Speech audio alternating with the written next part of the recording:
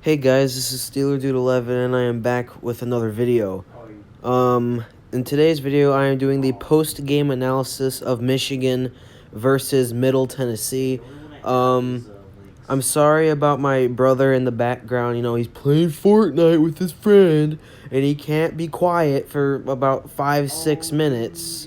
For some reason he can't do that. It's so difficult for him to do that, so I have to deal with it and I have nowhere else to go. So I'm sorry, but it won't be like this next week when Michigan plays Army.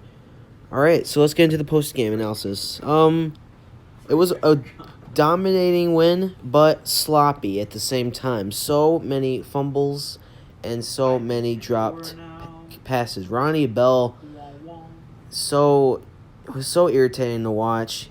Had that wide open pass in the end zone, he dropped for some reason. Lavert Hill dropped a what would have been a pick six, but dropped that. Patterson was pretty good in passing. Had a couple throws that were not on target at all.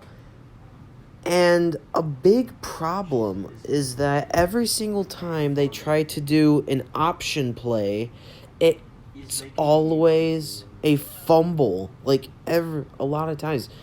When we had try that last year with Higdon, they never fumbled it. But for some reason, with the four different running backs they played today, they would fumble it every time for some reason. Luckily, none of them were turnovers, and Patterson or McCaffrey were just getting back. No interceptions in this game, but there was a fumble as Patterson fumbled the ball in the first play of the game, which that was pretty upsetting. The Middle Tennessee would go and take an early lead. Anyway, but let's go into the scoring, shall we? All right. So in the first quarter, with 12:52 in the first quarter, Middle Tennessee quarterback Asher O'Hara had an 18-yard run to take a 7-0 lead. Then with 7:37 left of the first, Michigan kicker Jake Moody kicks a 34-yard field goal to make the score 7-3. Then, with 21 seconds left of the first, Shea Patterson throws a 36-yard pass to Tariq Black for a touchdown to take a 10-7 lead. Now Middle Tennessee will not have the lead for the rest of the game. Going to the second quarter, with 12:54 left of the second, Shea Patterson throws a 28-yard pass to Nico Collins to take a 17-7 lead. Then with 7:08 to go in the second, Shea Patterson throws a 28-yard pass to tight end Sean McCune to take a 24-7 lead. Then with 2:12 left of the second, Middle Tennessee quarterback Asher O'Hara throws a 2-yard pass to Jaron Pierce to make the score 24-14. Then with 5 seconds till halftime, Jake Moody kicks a 27-yard field goal to make it 27-14 at halftime. Then, with 53 seconds left of the third, Dylan McCaffrey runs it 6 yards in the end zone for a touchdown. Tried to go for 2 points, didn't get it to make the score 33-14. Then with 6:37 left of the fourth, Michigan running back Ben Van Sumeren runs it 1 yard into the end zone and take a 40-14 lead. Then with 1:06 left of the game, Asher O'Hara throws a 59-yard pass to Jimmy Marshall for a garbage time touchdown to make the final score 40-21. Leaders of the game. Leading passer for Michigan was Shea Patterson, 17 for 29, 203 yards, and 3 touchdowns. Now, if you watch the game, you'll notice Patterson has had 7 games in his college career where he's thrown for at least 300 yards. None of those games were at Michigan. All 7 of those was when he was at Ole Miss.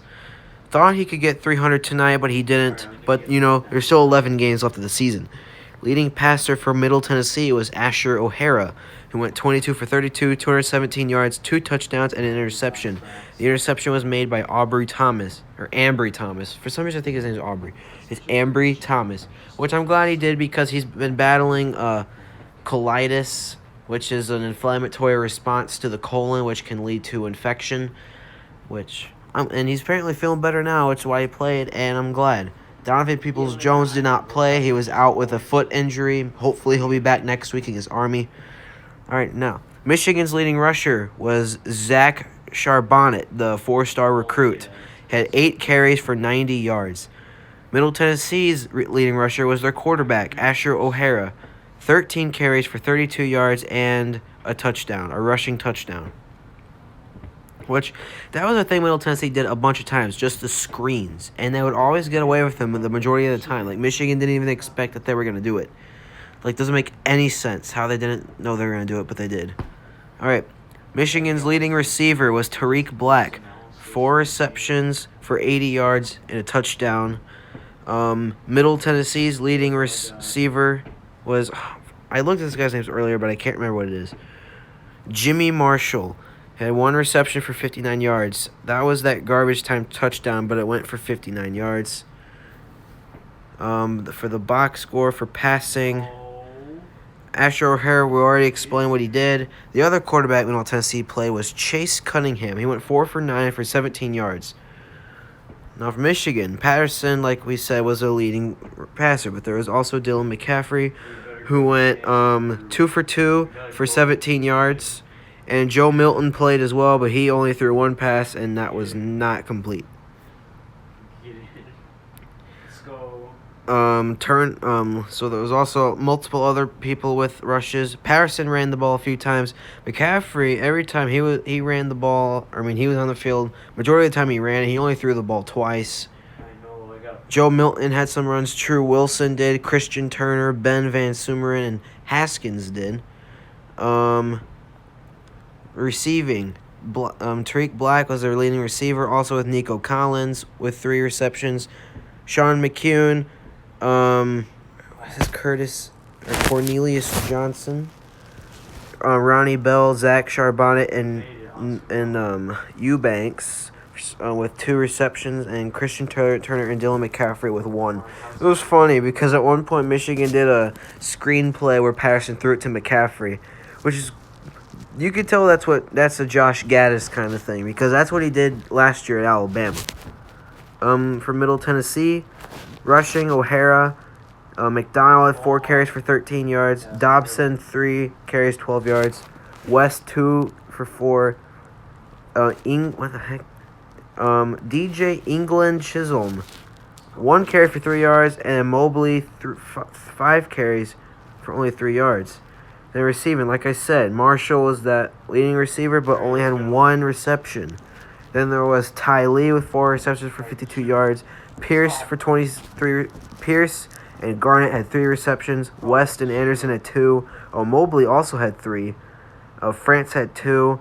And Wyndham, Dobson, Bruce, McDonald, Johnson, and England all had 1 reception. So, my final thoughts about this game. This was a great win, but a sloppy win at the same time. But it's okay, It's the first game of the year. The Michigan offense is still trying to get used to Josh Gaddis' ways of offense, because they're used to Pep Hamilton's ways last year. They'll get used to it as the season goes on. Defense played pretty well. Only allowed 14. They did have 21, but that was when Michigan's majority of their players were second-string players who were out. And that was basically a garbage time touchdown anyway. So basically, good win for Michigan. Next week, Michigan will be back at home against the Army Black Knights, and Middle Tennessee will be at home against Tennessee State. I honestly think that Middle Tennessee will be a decent team this year, like last year. They went to their conference championship, but lost to UAB. They still won 8 games in their season. I had a feeling that this game wasn't going to be a huge blowout because Middle Tennessee is one of the better Conference USA teams and one of the better Group of 5 teams who typically make a low-class bowl game every year. But anyway, so thank you guys so much for watching this video. I will be back next Saturday with the post-game analysis for Michigan versus Army. All right, goodbye.